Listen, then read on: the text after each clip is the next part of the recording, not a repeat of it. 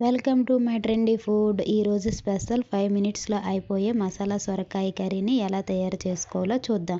ముందుగా ఒక medium size గల సొరకాయను పొట్టు తీసుకొని మీడియం సైజు గల క్యూబ్స్గా కట్ చేసుకొని ఒక బౌల్లోకి తీసుకోవాలి.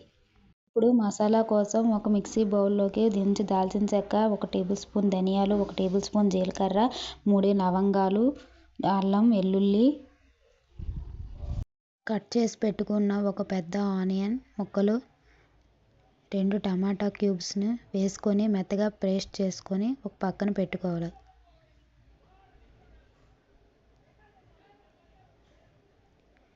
స్టవ్ పైన ఒక ప్యాన్ పెట్టి 2 టేబుల్ స్పూన్ల ఆయిల్ వేసుకొని ముందుగా కట్ చేసి పెట్టుకున్న సొరకాయ ముక్కలను వేసుకొని 1 table spoon salt, 1/2 table spoon పసుపు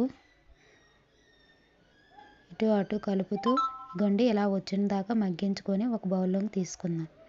అదే ప్యాన్లో 4 టేబుల్ స్పూన్ల ఆయిల్ వేసుకొని 2 పచ్చిమిరపకాయ చీలికలు, 1 బిర్యానీ ఆకు, 1 రెమ్మ కరివేపాకు వేసుకొని చిటపటలన్న తర్వాత ముందుగా గ్రైండ్ చేసుకున్న మసాలా పేస్ట్ని దీంట్లో వేసుకోవాలి.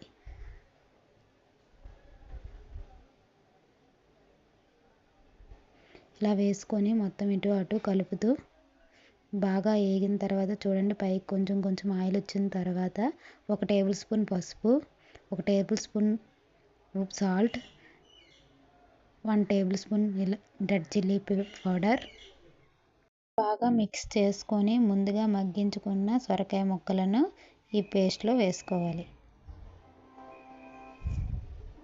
ఇప్పుడు వేసుకొని మొత్తం మిక్స్ చేసుకోవాలి. ఇలా కలుపుకున్న తర్వాత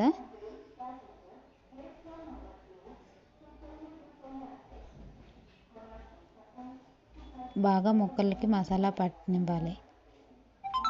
కదండి, ఒక 5 మినిట్స్ మసాలా పట్టిన తర్వాత ఒక 1/2 గ్లాస్ వాటర్ని వేసుకుందాం.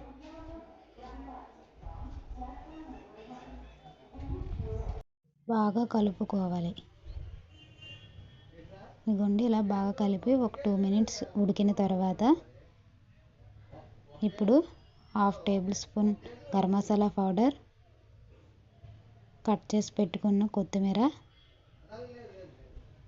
1 టేబుల్ స్పూన్ బటర్ని వేసుకొని 2 మినిట్స్ ఉడికించుకొని స్టవ్ ఆఫ్ చేసుకోవాలి. చూడండి, ఎంత రుచిగా ఉండే సొరకాయ మసాలా కర్రీ రెడీ.